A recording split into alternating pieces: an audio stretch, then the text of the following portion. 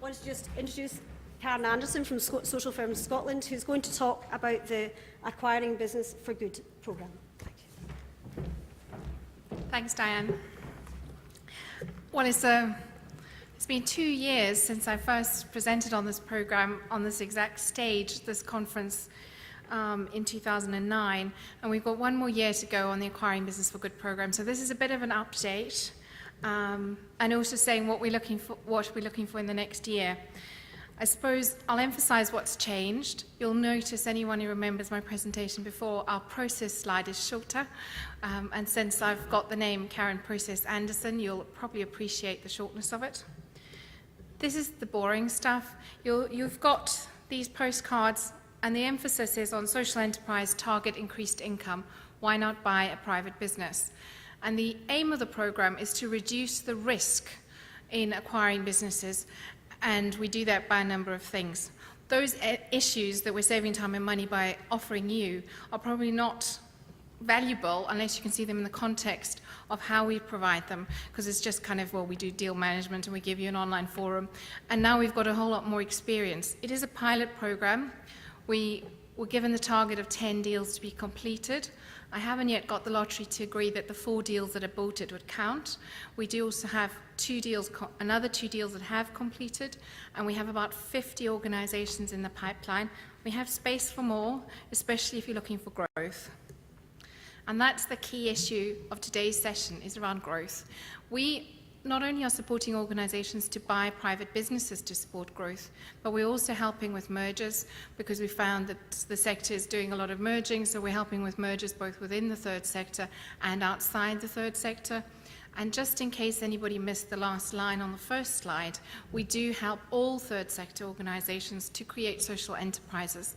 As social firms, we're particularly interested in employment, but we don't mind how you employ people, and if you aren't interested in creating a social firm and focusing on people with barriers, if you're creating local employment through a community enterprise, great. There is no risk-free way of growing. So as you can see, I've kind of looked at different growth models on risky, riskier, and riskiest, and the amount of capacity required. This is the main reason why we started to look at acquiring businesses for good, because we saw the sector doing, in a way, what could be the hardest form of growth, startup. More than half of private businesses fail in their first 5 years after startup, and yet we as a sector are focusing on doing just this. So it's kind of on the high end of capacity and risk. Acquisition, as you can see, it's a blob that kind of spreads, so it can be less risky, but it can also be more risky. Oddly enough, 50% of private sector acquisitions fail to achieve the impact that their shareholders expect. So that means either they're bought before they get anywhere, they might just break even, or they cost the organisation buying them money. That's part of where the programme's saying, let's reduce the risk, let's do it better, let's learn from the private sector, let's use their corporate deal experts, and let's get some businesses that are profitable that we can then use to generate more income for community and social enterprises, and also hit our social impact. The other areas of growth that people in this room can give input on is around replication. So if you're an organisation that think that you have something good and you want to replicate it, either through a licence or franchising, you can do that. You can see that owning a licence is slightly less risky than buying one.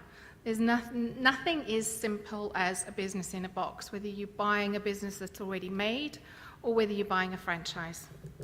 The other area that we're starting to support on under mergers is if you're doing joint venturing. It's less risky in this model because you're probably doing something you've done before and you're growing and doing it with somebody else to support you.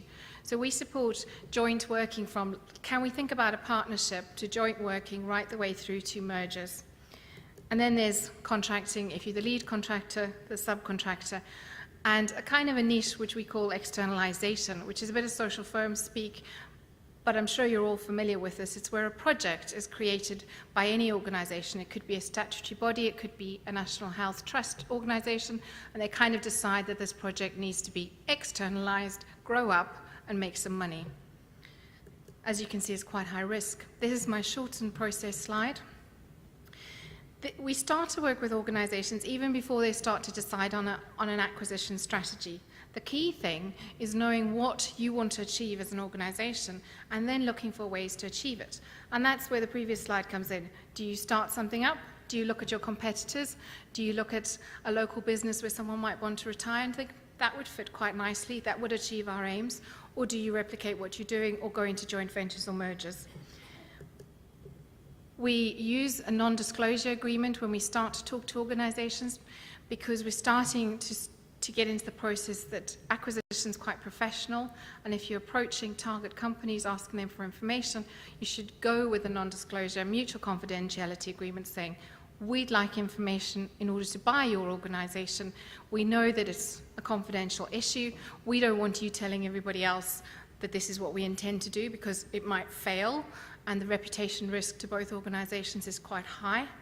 So can we please have some information? Within the program, we provide a standard approach to acquisition strategy with some ideas as to how you develop it. We have a mutual confidentiality non-disclosure agreement that we share with everyone who joins the program.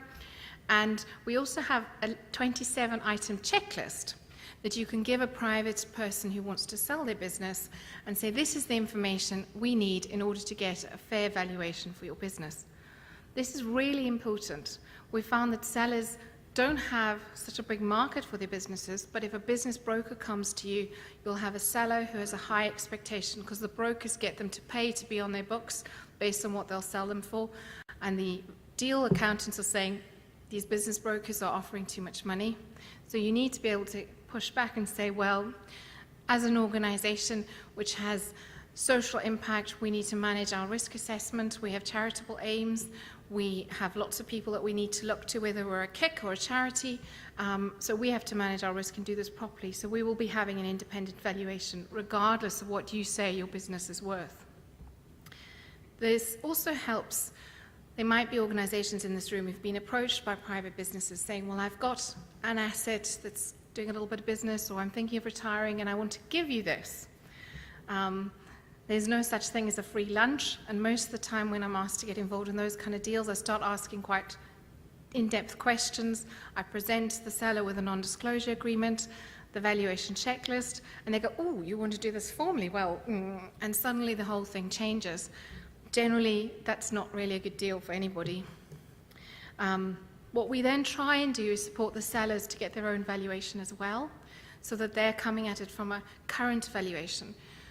Corporate deals in Scotland have halved in the last 2 years, and valuations have dropped by at least a third, partly due to the property market, but also due to the economic recession.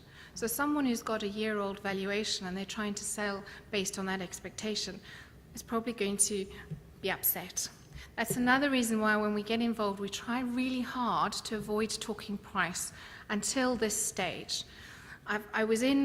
We've got a very patient seller who's been working with us for a long time to transfer a family business that's 100 years old into the community.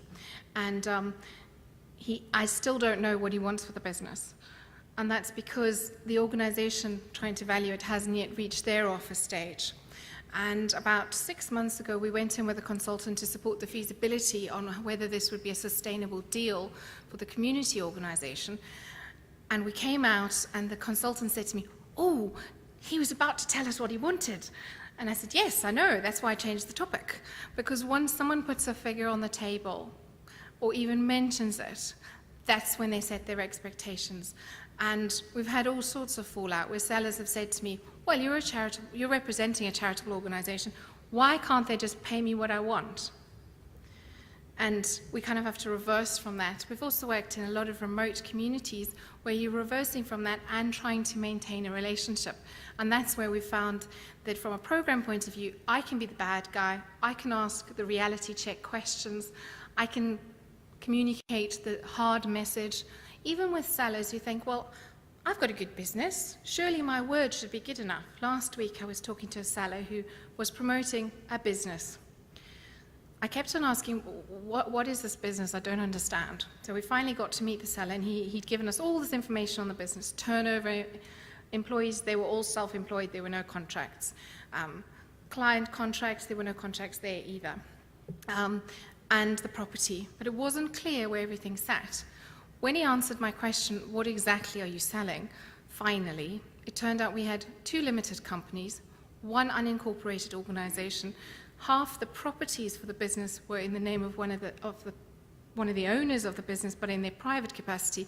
The other half of the properties were in one of the limited companies, and they weren't offering all the private companies, all the business premises as part of the sale. So when you ask, what are you selling, and we're starting to talk about valuation, there's a lot of nitty-gritty even at this early stage. Then we get to something called heads of terms.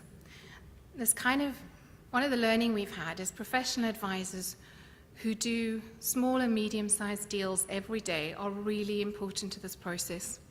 Someone who's a charity lawyer, who's done a corporate deal law once upon a time, someone who's from a really big law firm or an accountancy firm that are huge, one of the top-tier firms, they don't get small and medium-sized deals. And what we've learned from the small guys is, rather than going to complete heads of terms, which normally happens when everyone has agreed exactly what the deal is going to look like before they go into due diligence, we call it a draft heads of terms. And we get a valuation and get both the seller and the purchaser around the table, I'll be quick, and say, what next? But we push them to come up with an agreement that says, this is what we're buying, this is what we think we're paying, these are the holes we need to find out through due diligence, and this is how we want to move forward. And what it does is it gives you a framework for moving forward. I had one charity lawyer argue for ages saying, but this isn't the way it should be. We should have this long legal document. Well, we're trying to do deals fast, with less cost, with people who are working together in a transparent way to move forward for community growth. And that's the way we found works. Due diligence, piles of paper. This is where our online forum makes a big difference. We've had lawyers say, this is great. It saves us so much time, which if it saves the lawyers time, saves you money. Everything just goes in an online space that's private and secure. Completion, one little word, huge issue. Lots of little things like, oh, there's a contract to deliver support on this for this particular client. That client has to write a letter saying we're prepared to transfer it. If they don't have the letter, you won't complete. You buy it, and then you have to convert it. That's where the biggest challenge comes up, which is why along the bottom we've got financing the deal. Key to that is the business planning. And we work with organizations to finance and plan from before you think about buying to at least a year afterwards, so that you don't have a challenge with one community organization had, which is 3 days after they bought a petrol station, having been funded completely for the acquisition based on a business plan, they had no money to fill the tanks. Process, reduce the risk of failure, protect the value, and protect you against liabilities. These are our key questions. I know we've run out of time, so you can ask me more questions about examples, and these are the lessons thus far. The biggest message from the lessons is now is the time. There are people looking to sell and retire, and they've got no one to sell them to. You guys want to grow, you want to have a sustainable income for the future, it's your opportunity.